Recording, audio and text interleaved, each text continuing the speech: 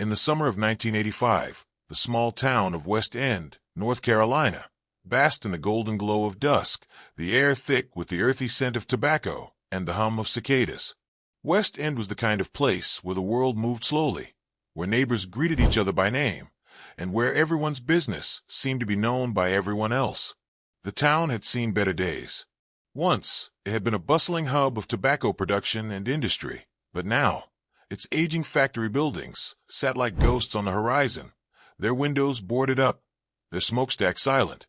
In the fading years of the 1980s, the town's fortunes had dwindled, and many of its residents were either hanging on to the past or trying to escape it. The old mill down by the river had been shut for years, and the main street was lined with shops that had long since closed their doors. But the people of West End, despite the decay, remained proud of their roots. It was home. It was familiar, and for most it was enough. At the center of the town stood the West End Sheriff's Office, a humble brick building that looked older than the hills themselves. It had seen countless seasons of both triumph and loss, but no event had shaken it quite like the disappearance of two young officers, Deputy Sarah Walters and Officer Rick Douglas. On the evening of June 14, 1985, the two had been on a routine patrol in the northern part of town, near the old factory district, a place that had become infamous over the years for its strange occurrences and rumors of illegal activities. The factory district, once the beating heart of West End's economy, was now just a crumbling wasteland. It was a place where rusted machines sat idle, where the air still smelled faintly of chemicals, and where the occasional fire seemed to break out without explanation. The whole area was shrouded in suspicion, and many of the locals avoided it after dark. Sarah and Rick, however, were determined to do their jobs and ensure the safety of the town, regardless of the eerie whispers that surrounded the place. On that fateful evening, Sarah and Rick were driving their patrol car along the old factory road when they reported a strange noise, like the sound of metal scraping on metal, coming from one of the abandoned buildings. The road was dark, and the air was thick with humidity, but nothing seemed unusual at first. They had been down this road dozens of times before, but tonight something felt off. Rick, ever the optimist, suggested they investigate. Sarah, more cautious but equally dedicated, agreed, though she couldn't shake the feeling that something was waiting for them in the shadows. It was just past midnight when they radioed in their last transmission. "We're heading toward the old mill. Something's not right," Sarah had said. And then nothing. The radio went dead. When the sheriff's office received no further communication from the officers, a search was immediately launched. Hours passed, but there was no sign of them. No tire tracks, no footprints, nothing to indicate where they had gone. Their patrol car was found at the end of the old mill road, engine running, headlights still on, the doors ajar, but there was no sign of either officer. No blood, no struggle, no trace of where they had gone. It was as if they had simply vanished into thin air. The town was thrown into chaos. The people of West End, who had always felt safe, now began to question everything they thought they knew about their quiet little town. The sheriff, a weathered man named Hank Miller, was at a loss. He had been in law enforcement for over 30 years, but this was unlike anything he had ever seen. The local police force was stretched thin, and the town had no resources to deal with such a mysterious disappearance. Theories began to spread like wildfire. Some believed that Sarah and Rick had gotten too close to something dangerous. Perhaps they had stumbled upon an illegal operation in the factory district. Others speculated that they had simply run away, fed up with their small-town lives and seeking a fresh start somewhere else. But the majority of the town simply couldn't fathom that two of their own had simply disappeared without a trace. No one wanted to believe that something dark was lurking beneath the surface of West End. As weeks turned into months, the case grew colder.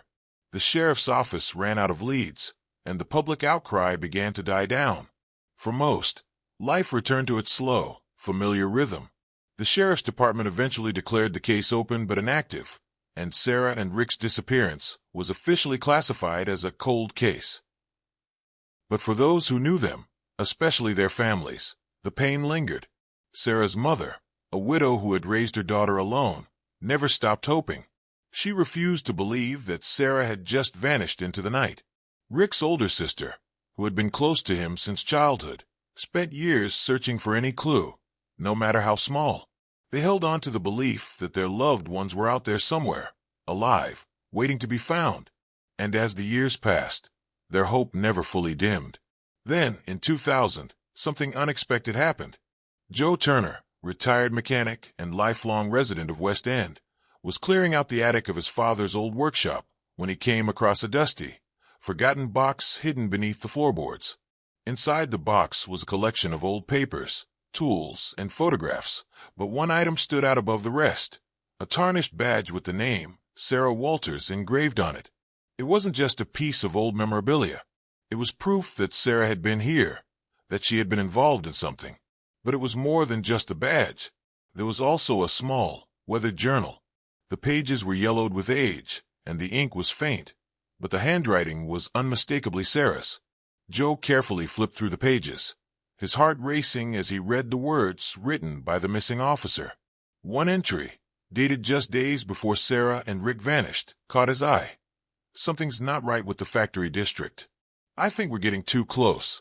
I don't know who to trust anymore. Rick thinks I'm overreacting, but I have to follow this through.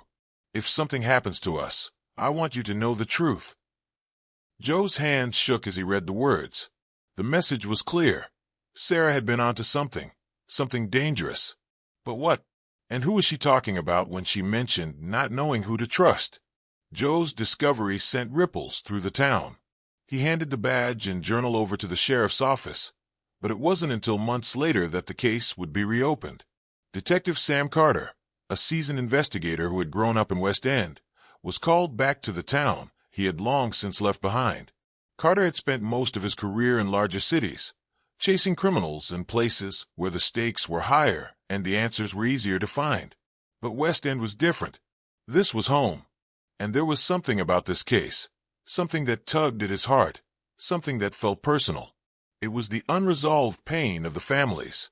It was the nagging feeling that the town's quiet, slow decay was hiding something far darker. It was the knowledge that if he didn't do something now, this case would haunt him for the rest of his life.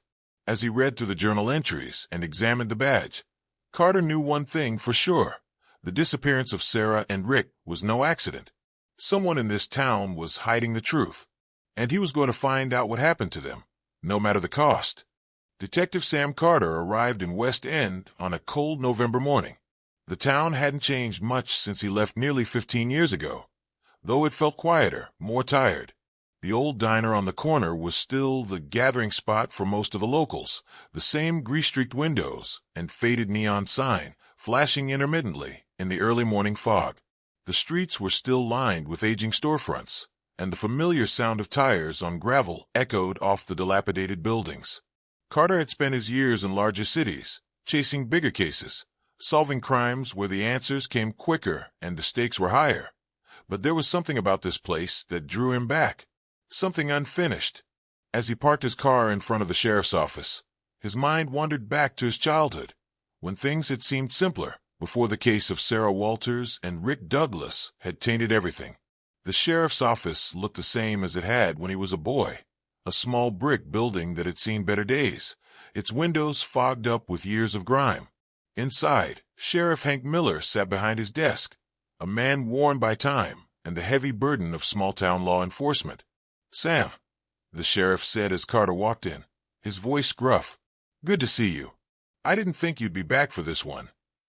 Carter nodded as he took a seat across from the sheriff, his hands resting on the file in front of him. The case file was thick with reports, photographs, and newspaper clippings, everything they had collected over the years, everything that had been left unanswered. "I wasn't planning to come back," Carter said, his voice low. "But when they found Sarah's badge and that journal, I knew I had to. There's more to this, Hank. I can feel it." The sheriff sighed, running a hand through his thinning hair. "You're right. There's always been something off about it. But no one wanted to say it out loud. No one wanted to believe one of our own would be involved in something like this." "Involved in what exactly?" Carter asked, leaning forward. "We're not sure. But there's something about the factory district. Something big. The whole place was always a hotbed of rumors, illegal activity, people coming and going in the middle of the night, strange shipments. The kind of thing a small town like this doesn't want to talk about. Carter opened the file, flipping through the pages. The photograph of Sarah's badge, now worn and faded, caught his attention. It had been years since anyone had seen it, but something about it made Carter uneasy. It wasn't just the badge. It was the fact that Sarah had been trying to tell them something that had cost her and Rick their lives. So where do we start? Carter asked. We start by talking to people who were there, people who knew them best, the sheriff replied. You might want to start with the families. They never gave up. They've always had their doubts. Carter knew the families would be the key. He could already feel the weight of their grief pressing down on him as he thought of Sarah's mother and Rick's sister. They had spent years wondering if their loved ones were alive, waiting for answers that never came. Carter's first stop was Sarah Walters' mother, Grace Walters, who lived in the same small house on the outskirts of town where Sarah had grown up. Grace was a woman who had lived through pain, a widow whose only child had been taken from her. Her house was quiet, the walls lined with photographs of Sarah, photos from her childhood, from high school, from her time on the force. Grace was sitting in a rocking chair when Carter arrived, a shawl draped around her shoulders. She had the kind of face that looked like it had seen everything, the kind of face that had lost more than most people could ever understand. When Carter stepped into the house, she didn't immediately look up. She just kept rocking slowly, her hands folded in her lap. Grace, Carter said softly, I'm sorry to come by unannounced, but I'm reopening the case. We're going to get to the bottom of what happened to Sarah and Rick. Grace paused for a moment, her hands tightening into fists. I don't need anyone to tell me what happened, she said, her voice quiet but firm. I've known for years, Sam. I've known they were taken, that someone didn't want the truth to come out. I just don't know if you'll be able to find it. Too many people have covered their tracks. Carter took a seat next to her, his eyes scanning the room. What do you think happened? Grace turned her head to meet his gaze. Her eyes were tired, but there was still a spark of determination in them. I think Sarah knew something she shouldn't have, she said. I think she uncovered something. She had always been the type to ask questions, and sometimes that gets you into trouble. She was like her father, always trying to make things right, even if it meant putting yourself in danger. Do you know what she was working on? What she was investigating? Carter asked, his voice gentle. Grace shook her head, tears welling up in her eyes. She never told me exactly. She'd mentioned the factory district, but she always changed the subject. I think she knew I was worried. She tried to protect me from it, but I know in my heart that she was onto something big. Carter nodded, the weight of her words sinking in. He stood up, ready to leave, but before he did, Grace grabbed his arm. Sam, she said quietly, don't let them bury it. Don't let them make this another forgotten story. We need to know what happened. I'll find the truth, Grace. I promise. As Carter left the house, the chill of the evening air hit him. The investigation had just begun, but already he could feel the weight of the town's secrets pressing down on him. His next stop was Rick's sister, Aunt Douglas. She lived in a modest house near the town's outskirts, a small place with a garden that had seen better days, and was younger than Rick by 5 years, but the loss of her brother had aged her prematurely. When Carter knocked on the door, she answered immediately, her face drawn, but her eyes sharp and determined. I know why you're here, and said without hesitation, her voice tinged with both sadness and frustration. You're reopening the case. You want answers. But the truth is, I've known what happened for a long time. What do you mean? Carter asked, and stepped aside, letting him into the house. I've spent years going over everything, every detail, every conversation, and I think I've figured it out. They weren't just in the wrong place at the wrong time. They were targeted. Someone wanted them gone. Carter's heart skipped a beat. What makes you think that? Because Rick wasn't the type to run away, and said, her voice firm. He loved this town. He loved Sarah, and he wouldn't just disappear. He wouldn't leave me with nothing. And handed him a folder, filled with photos and documents. Carter flipped through it, his eyes scanning the pages. There was one particular photograph that caught his attention. A picture of Rick standing in front of the old factory district, the same district where Sarah had last been seen. In the background, a shadowy figure loomed, just barely visible. It was enough to make Carter's blood run cold. The investigation was taking a new turn. Someone in West End knew the truth, and it was time to find out who. Detective Sam Carter's instinct screamed that something was wrong in West End. The further he delved into the case of Sarah Walters and Rick Douglas, the more he uncovered the town's dark underbelly, and the deeper the conspiracy seemed to stretch. It wasn't just about two missing officers anymore. It was about something much bigger, something embedded in the very fabric of the town. The factory district, which had always been an eyesore, was no longer just a relic of West End's industrial past. It was the epicenter of something far more sinister. The photographs from in Douglas's folder weighed heavily on Carter's mind as he sifted through them, the shadowy figure in the background of Rick's photo lingering in his thoughts. It was clear that the officers had stumbled onto something. But what was it? And who was the figure in the background? Carter had a sinking feeling that if he didn't connect the dots soon, someone else might get to him first. As the days wore on, Carter's investigation brought him closer to the town's power players, people who had been sitting in the shadows for far too long, pulling strings without anyone noticing. West End might have been a small town, but it was tangled in a web of corruption that extended far beyond its borders. One evening, Carter decided to pay a visit to Carl Mitchell, a wealthy landowner and businessman who had played a key role in the decline of the factory district. Mitchell owned several properties near the old factory grounds, and his influence in the town was undeniable. He was well known for his charm, his ability to make friends with the right people, and his untouchable position in local politics. Carter had always suspected Mitchell of being more involved in the town's decline than anyone realized, but he had never been able to pin anything on him. Now he wasn't so sure. Mitchell's house sat on a hill overlooking the town, a massive, imposing structure that screamed old money. The manicured lawn stretched out in front of him like a scene from a magazine. When Carter arrived at the front door, a butler let him in without a word, and soon, Mitchell appeared in the study. He greeted Carter with the same warm smile he had given everyone in town, familiar, practiced, and reassuring. "Sam, it's been a long time," Mitchell said, offering his hand. "I trust you're settling back into town well enough."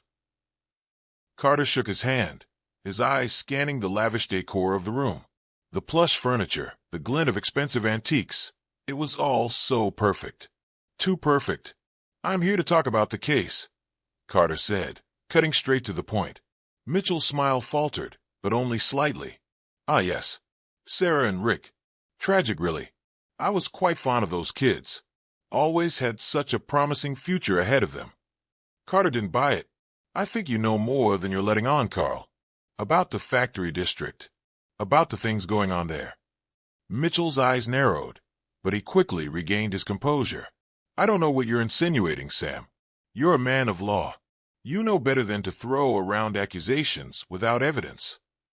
Carter leaned forward. "I have evidence, Carl. The last thing Rick and Sarah were working on before they vanished was tied to illegal activities in that district. It was your district, Carl. Your properties." The air in the room thickened, and for a moment, Carter could see a flicker of something behind Mitchell's eyes, something that wasn't quite fear, but close enough. "You're grasping at straws, Sam," Mitchell said, his voice tight.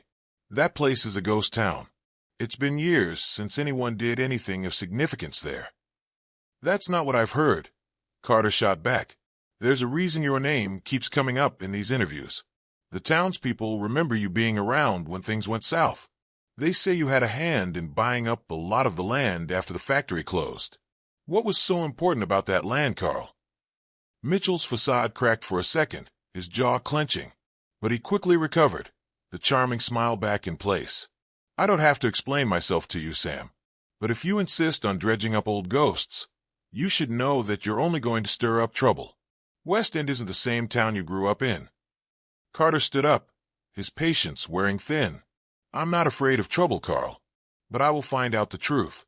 And when I do, it won't be pretty for you." As Carter left the mansion, he could feel the weight of Mitchell's words lingering in the air. The man was hiding something, and Carter knew he had to dig deeper. But where could he go next? Who could he trust? As the investigation continued, Carter started receiving strange phone calls. At first, they were just hang-ups. Then, they turned into more cryptic messages. Someone didn't want him digging any further into the case. One evening, as Carter sat in his office, the phone rang again. This time, it was a woman's voice on the other end. "You don't know what you're getting into, detective," she said, her voice low and tense. "You need to stop looking into Sarah and Rick's disappearance. It's not what you think. There are people who will make sure you never find the truth." Carter's grip tightened on the phone. "Who is this?" he demanded. "Just a friend. A friend who's trying to save you from making a big mistake," she replied, before hanging up. The call left Carter with more questions than answers. Who was this woman? Was she involved in the cover-up? Or was she trying to warn him? He couldn't be sure. But he knew one thing for certain. Whoever was behind this conspiracy wasn't going to let him off easy. The next day, Carter met with Joe Turner, the man who had discovered Sarah's badge and journal.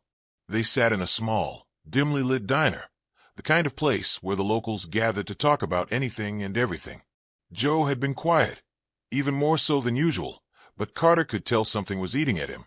"Joe," Carter said, "I need you to tell me everything you know about the factory district, about what Sarah and Rick were really investigating." Joe shifted uncomfortably in his seat, his hands fidgeting with a napkin.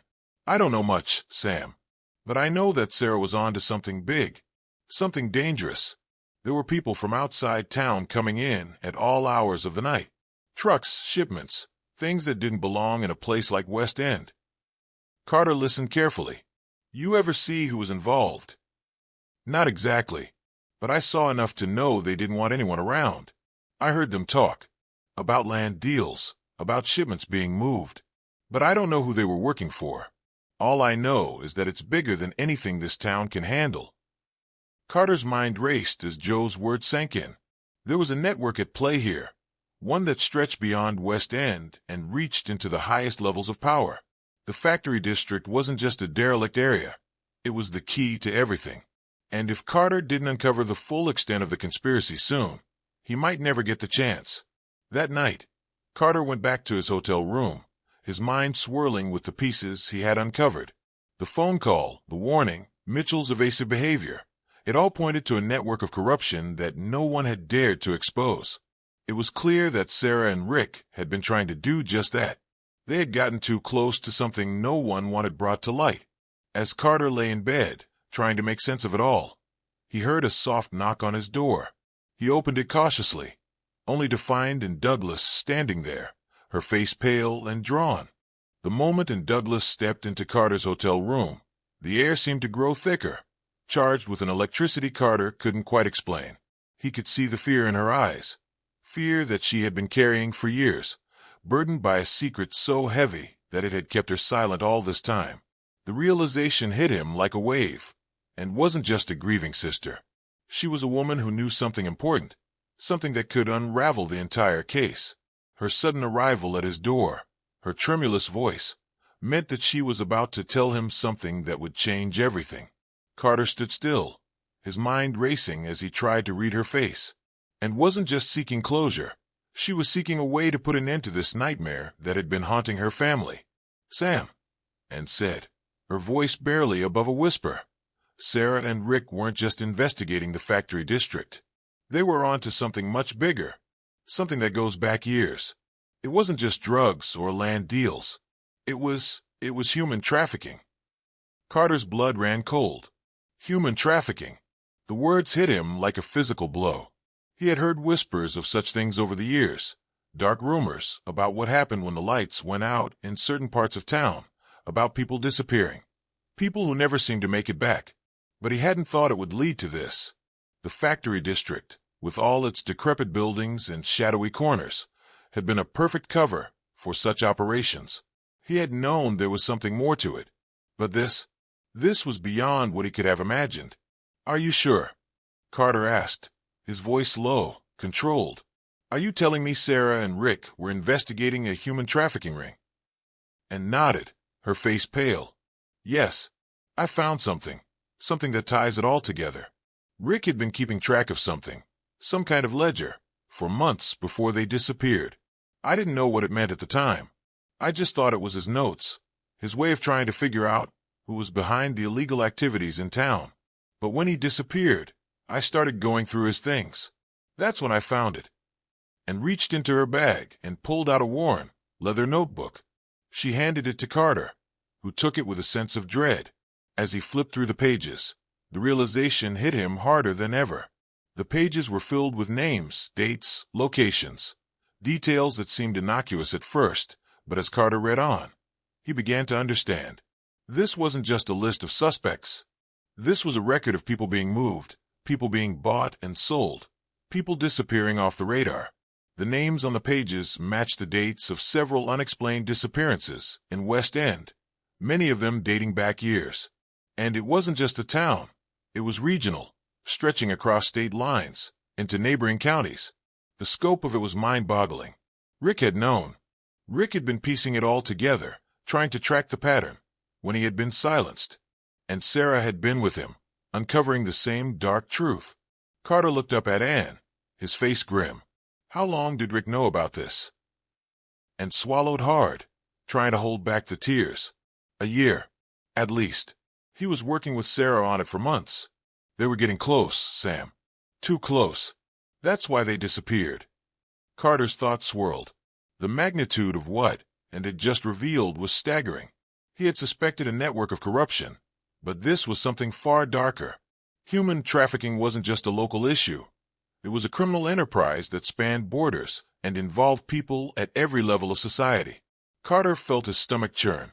He had always known there were darker forces at play in West End, but he had never guessed it could be something like this. The investigation had just taken a sharp turn into dangerous territory. He could feel the walls closing in. Who else knew? Carter asked, his voice tight with urgency. Who else was involved in this? And shook her head. I don't know, but I think someone in law enforcement was helping them. Rick had been talking about it right before he disappeared. About someone high up who was covering their tracks. He mentioned names, but I couldn't make sense of it. But I think I know who he meant. Carter's heart skipped a beat. Who? And looked him square in the eye, her voice unwavering. Carl Mitchell, the man who owns most of the factory district. The man who's been pulling the strings behind the scenes for years. Carter's mind raced. He had suspected Mitchell had something to hide. But this was a revelation that tore through the web of his investigation like a bomb. Carl Mitchell, the town's most influential businessman, had been involved in human trafficking? The idea seemed too impossible to be true. But then, everything about this case had seemed impossible from the start. Mitchell had been a presence in West End for decades, a man whose wealth and connections seemed untouchable. But Carter had seen enough to know that nothing was as it seemed in this town. And now, with Ann's revelation, it became clear. Mitchell was at the heart of the network. But it wasn't just Mitchell. No, the deeper Carter looked, the more he realized that there were other players involved, local officials, police officers, even some of the town's most respected figures. This was a system of corruption that had been built over years, carefully concealed by those who had the power to hide the truth. Carter wasn't just dealing with one bad apple. He was dealing with a rotten barrel. And the only way to expose it was to risk everything. The next few days were a blur of frantic investigation, late-night meetings, and cryptic warnings. Carter couldn't shake the feeling that someone was watching him, waiting for him to make his next move, and had told him about the men who came around at night, about the strange vehicles that had been seen near the factory district. People who didn't belong. People who knew how to cover their tracks. Carter wasn't sure how much of this was still happening, or how deep Mitchell's involvement went. But one thing was certain. Someone wanted him to stop digging. One night, as Carter sat in his office, trying to make sense of all the new information, he received another anonymous call. It was the same voice as before, the woman who had warned him about the case. "You're getting too close, detective," she said, her voice a low, urgent whisper. "If you keep pushing, you won't make it out of this town alive." Carter's grip tightened on the receiver. "Who is this? What do you know?" The line went silent for a moment before she spoke again, her voice quieter now. "I know enough to tell you that there are people here who don't want the truth to come out. But you're on the right track. Just be careful. They're watching you." Before Carter could respond, the line went dead. The hairs on the back of his neck stood up. He was being hunted. There was no doubt about it now. As Carter sat back in his chair, the weight of the case pressing down on him, he realized how far this had gone. The corruption ran deep, and the people responsible would stop at nothing to keep their secret buried. But Carter wasn't backing down. He had come too far, and he wasn't going to let them get away with murder. He wasn't going to let them silence Sarah and Rick's memory. He wasn't going to let them bury the truth. Carter wasn't sure how much time he had, but he knew one thing for sure. The final confrontation was coming, and when it came, it would tear this town apart. The tension in West End was palpable, as if the town itself was holding its breath, waiting for something to break. Detective Sam Carter had known it would come to this. He had known that eventually, the web of lies and corruption would unravel, and when it did, there would be no turning back. But even as the truth came closer, Carter couldn't shake the feeling that the town was about to collapse under the weight of its own secrets. The phone calls had stopped, but the threats had only intensified. He had been followed more than once, and the feeling of being watched was constant. Even in the familiar, quiet streets of West End, Carter couldn't escape the sense that someone was always just a step behind. But now, there was no more time to waste. He had the evidence, he had the connections, and it was finally time to confront the men who had been pulling the strings in this town for far too long. The investigation had led Carter to a single, undeniable truth. Carl Mitchell was at the heart of it all. The wealthy landowner, businessman, and former town council member had been involved in human trafficking for years, using his influence to keep the operation hidden behind a veil of respectability. But it wasn't just Mitchell. As Carter had uncovered more and more of the connections, it became clear that the conspiracy extended deep into the local government, the police force, and even the very businesses that had once thrived in West End. The factory district, with its empty buildings and desolate streets, had been the perfect cover for their operations. But it was more than that. It had been the launch point for a far-reaching network of corruption, a network that had exploited the most vulnerable members of society. And now, after all these years, it was time to expose it. Carter had enlisted the help of a few trusted allies, Joe Turner, who had been the one to discover Sarah's badge, and in Douglas, Rick's sister. Together, they had gathered enough information to bring the conspiracy into the light. But the question was, how far were they willing to go to expose it? That's when Carter knew the stakes had reached their highest point.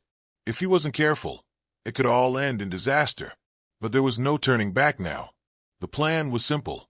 Carter would confront Mitchell directly, forcing him into a corner where he would have no choice but to face the truth. But Mitchell wasn't going to go down without a fight. As Carter arrived at Mitchell's sprawling estate on the outskirts of town, he could feel the tension in the air. The mansion, with its towering columns and perfectly manicured lawns, looked every bit the part of a man who had everything under control. But Carter knew better. He had seen enough to know that Mitchell's empire was built on lies and blood money, and it was time for it to come crashing down. Carter walked up to the front door and knocked sharply, his hand steady as he prepared for what was about to unfold. The door opened slowly, and Mitchell stood there, as polished and composed as ever. "Detective Carter," he said with a smile, though it didn't reach his eyes. "What brings you to my home this evening?" Carter's voice was cold, controlled. "I'm here to take you down, Carl.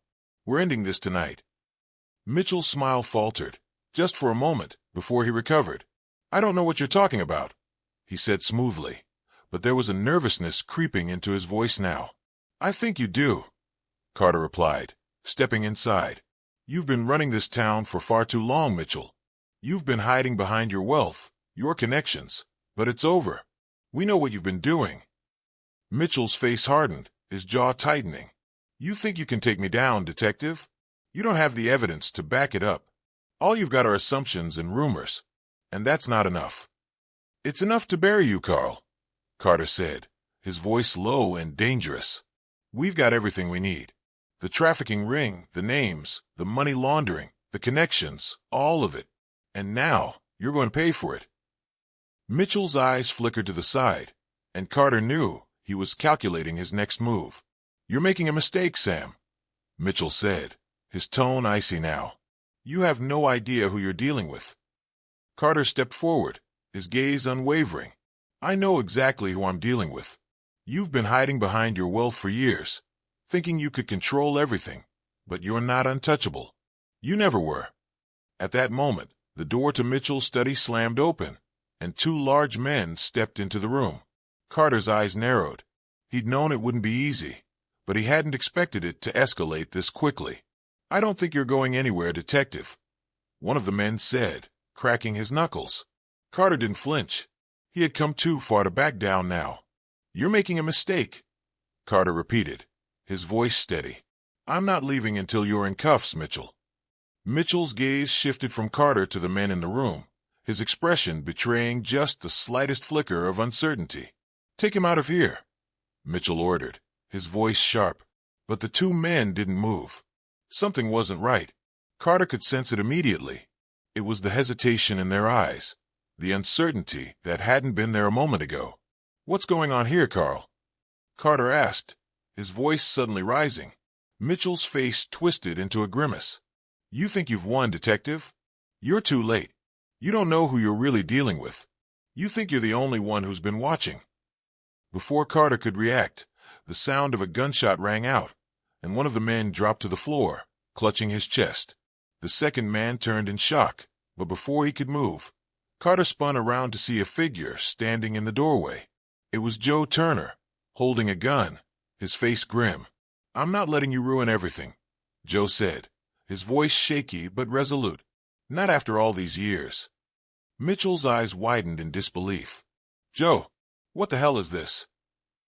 "It's over, Carl," Joe said, his hands trembling but his aim steady. "You're done." Carter's heart pounded as he took in the situation. Joe wasn't just an ally. He was part of the story now, someone who had been pushed to the edge by years of watching his town be destroyed. The pieces were all falling into place. Joe had been the key, the one who had discovered the first piece of evidence, and now he was standing here, ready to end it. "You don't have to do this, Joe," Carter said, his voice low. "Put the gun down. We've got him. It's over." Joe hesitated, his eyes darting between Carter and Mitchell. For a moment, it seemed as though he might back down. But then he took a step forward, his voice shaking but firm. "I've had enough, Sam. I've seen enough. I've lost too much. It's time to finish this." Carter nodded slowly. He understood. Joe wasn't just fighting for justice anymore. He was fighting for the soul of the town, for the truth that had been buried for far too long. And now, the moment had come. "It's over, Mitchell," Carter said one last time. The sound of sirens filled the air as the first of many squad cars arrived, pulling up to Mitchell's estate. The town was waking up to the truth, and it would never be the same again. Carter knew that justice would be served, but he also knew that there would be a cost. It was a cost that would haunt him for years to come, but it was a cost worth paying. The following weeks in West End passed in a blur.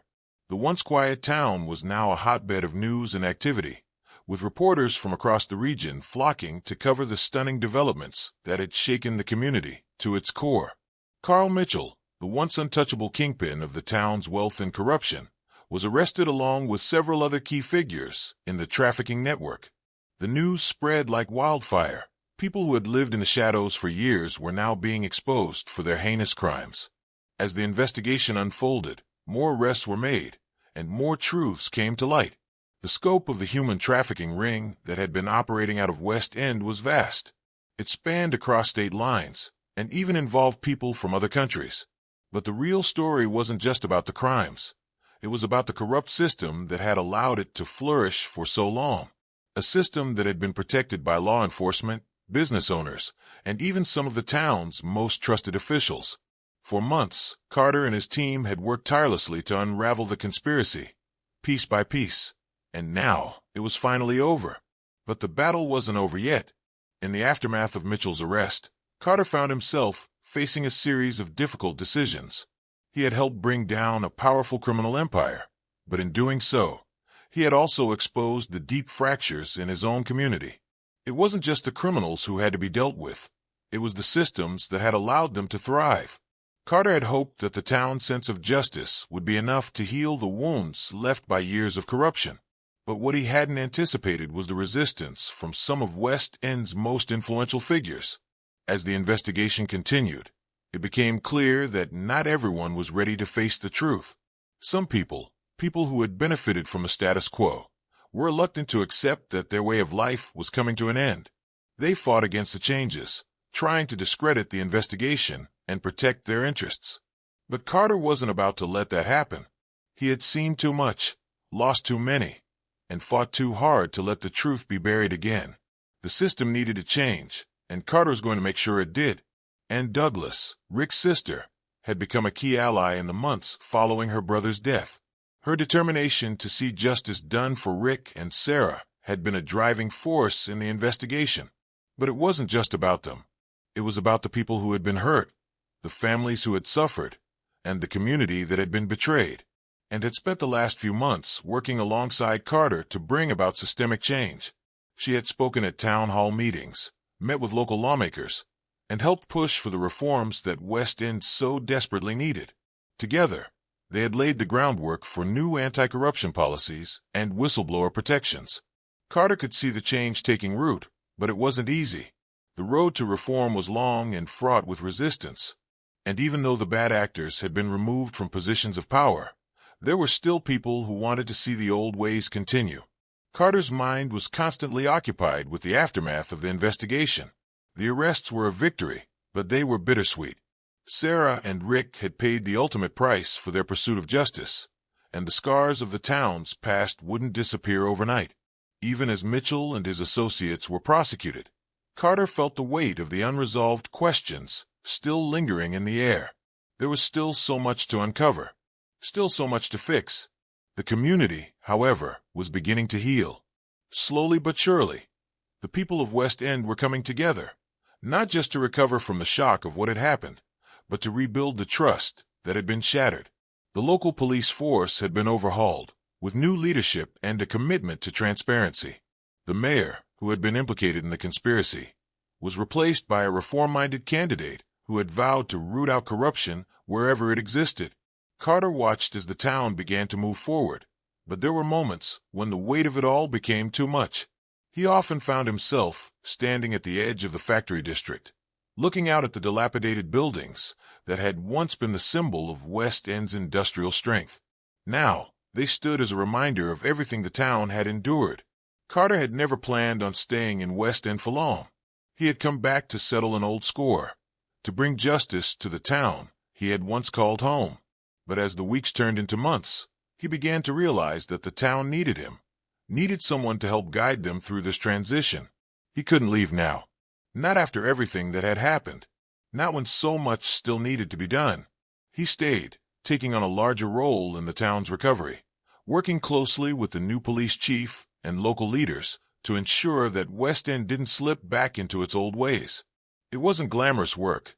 It was slow, painstaking, and often thankless. But Carter didn't mind. He had seen the consequences of neglecting justice, and he wasn't about to let that happen again. The case of Sarah Walters and Rick Douglas would always stay with him.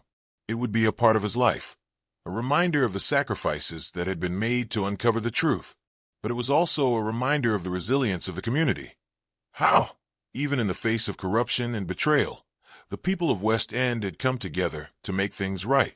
And Douglas, too, had found some measure of peace. The pain of losing her brother would never completely fade, but she had found a new purpose in the fight for justice. She had become a vocal advocate for the victims of human trafficking, speaking at rallies and working with organizations to raise awareness. She had channeled her grief into something powerful, something that would help others who had been victimized. And Carter, in his own way, had found a sense of purpose as well. The town's recovery wasn't just about law enforcement or policy changes. It was about the people. It was about the families who had been torn apart, the lives that had been lost, and the community that had been broken. But as Carter stood at the edge of West End one last time, looking out at the town he had fought so hard to protect, he felt a sense of peace. The darkness that had once hung over the town had been lifted, and while the scars remained, there was hope for the future. He knew that justice had been served, but more importantly, he knew that West End had been given a chance to heal. It was a chance that had been paid for with blood, with sacrifice, and with the hard work of people who had refused to give up. And as Carter walked away from the town, He carried with him the knowledge that, for the first time in a long time, things were finally starting to change. The case was closed, but the legacy of what had happened would endure, long after the headlines had faded and the town had moved on. For Carter, that was enough. West End had a new beginning, and it was one worth fighting for. Epilogue. 10 years later, it had been 10 years since the day Carter left West End for the last time. The town had changed, transformed into a place that was no longer haunted by the darkness of its past. New businesses had moved in, the factory district had been redeveloped, and the town's economy had begun to recover.